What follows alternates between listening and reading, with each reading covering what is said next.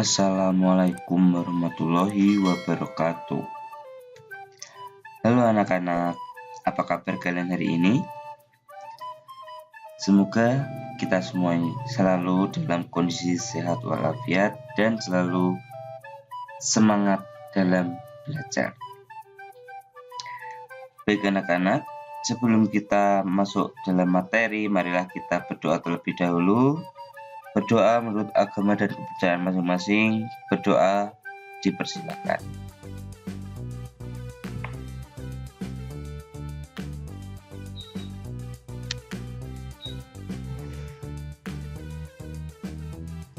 Berdoa selesai. Hari ini kita akan melanjutkan materi kelas 4, tema 6, subtema 2, pembelajaran 3.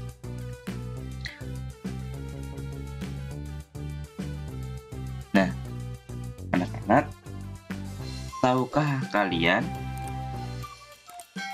yang ada di dalam gambar ini siapakah dia?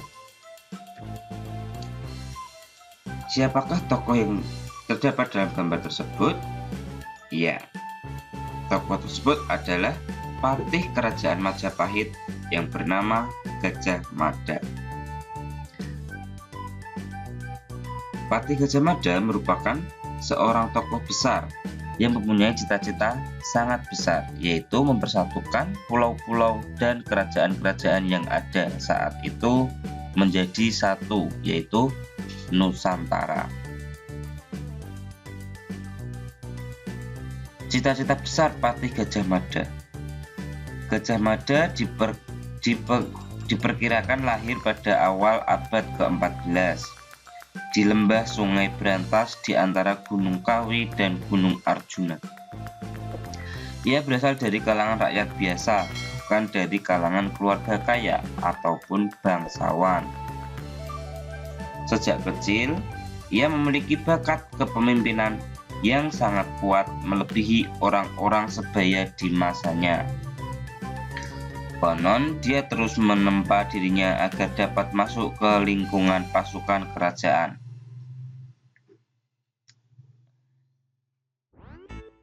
Gajah Mada yang memiliki arti gajah yang cerdas, tangkas, dan energik, memulai pekerjaannya sebagai anggota prajurit Bayangkara.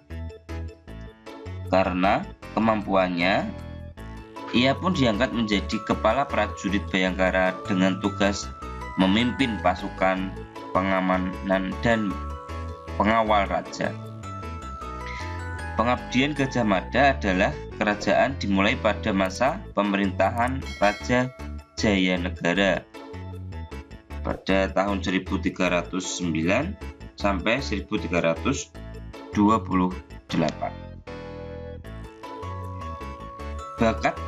Berkat kerja keras dan kepemimpinan yang hebat, Gajah Mada menjadi seorang patih kerajaan Majapahit pada masa pemerintahan Ratu Tribhuwana Tunggadewi Jayawisnuwardhani. Pada saat hendak dilantik menjadi patih, Gajah Mada membuat janji yang sangat terkenal hingga kini. Sebuah ikrar atau janji yang dikenal dengan nama Sumpah Palapa. Ia berjanji tidak ingin menikmati buah palapa kecuali dapat mempersatukan daerah-daerah seperti Seram, Tanjung Pura, Haru, Pahang, Semenanjung, Dompo, Bali, Sunda, Palembang, Tomasik, Singapura. Janji atau ikrar yang ia upayakan untuk terwujud dengan menyatukan wilayah tersebut menjadi wilayah Nusantara.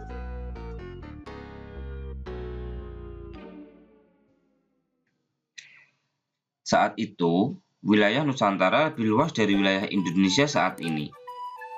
Saat itu, wilayah Nusantara meliputi seluruh semenanjung Melayu, Malaysia dan Singapura, Sumatera, Jawa, Kalimantan, Sulawesi, Sunda, Bali, Maluku, Papua, hingga wilayah Darwin, Australia.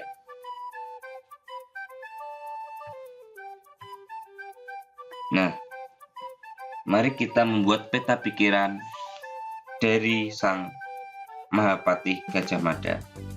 Asal-usul dari Gajah Mada berasal dari kalangan rakyat biasa, bukan dari kalangan keluarga kaya ataupun bangsawan. Lalu perjalanan karirnya berawal dari anggota prajurit Bayangkara, diangkat menjadi kepala prajurit Bayangkara dengan tugas kepemimpinan pasukan pengaman dan pengawal raja. Apa cita-cita Sang Mahapatih Gajah Mada? Menyatukan wilayah menjadi wilayah Nusantara.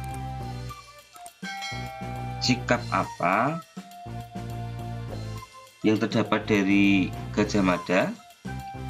Pantang menyerah, ulet, dan pemberani.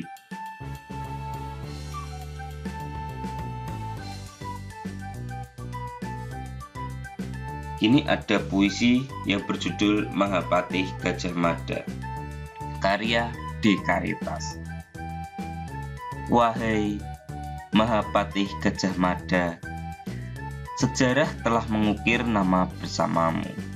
Sejarah telah mengakui kepemimpinanmu. Sejarah telah mencatat keberanianmu.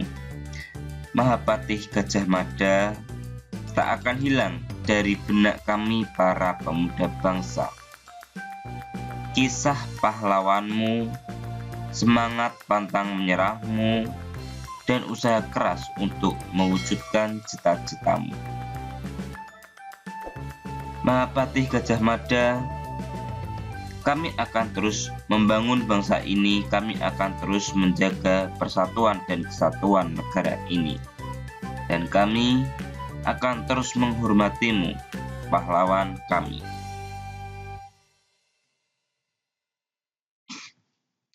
Usaha Patih Gajah Mada untuk mempersatukan Nusantara telah terwujud meskipun wilayahnya tidak seluas yang ia cita-citakan. Usaha mempersatukan wilayah dan masyarakat di dalamnya tentu bukan hal yang mudah. Oleh karenanya, bangsa Indonesia harus memelihara persatuan dan kesatuan dengan sungguh-sungguh. Usaha Gajah Mada untuk mempersatukan Nusantara telah terwujud meskipun wilayahnya tidak seluas yang ia cita-citakan.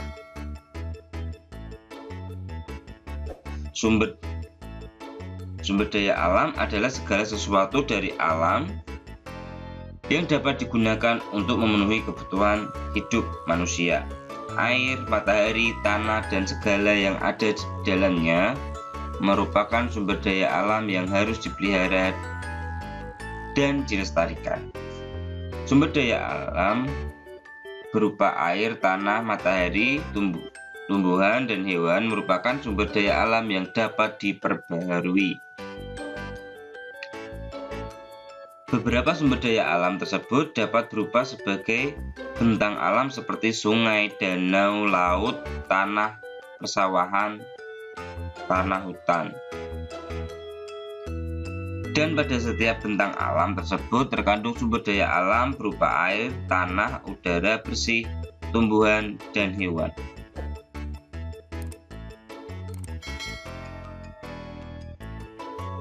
Sekian materi kita tentang Mahapatih Gajah Mada dan sedikit ulasan tentang sumber daya alam kali ini.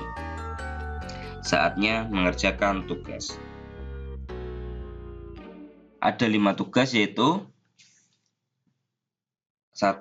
Adakah usaha yang telah kamu lakukan untuk mewujudkan cita-citamu? Sebutkan. Kalian sudah melakukan apa saja untuk mempermudah cita-cita kalian tercapai. 2. Apa isi dari puisi Mahapatih Gajah Mada?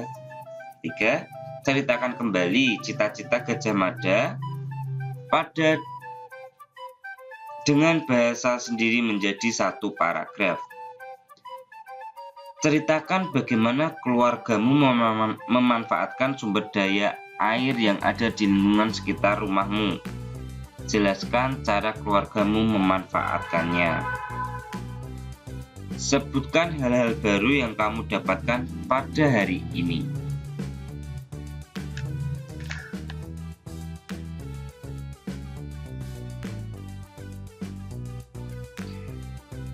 Baik anak-anak, sekian materi kita pembelajaran kali ini.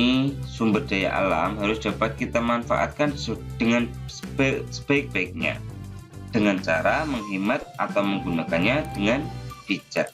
Akhir kata, wassalamualaikum warahmatullahi wabarakatuh.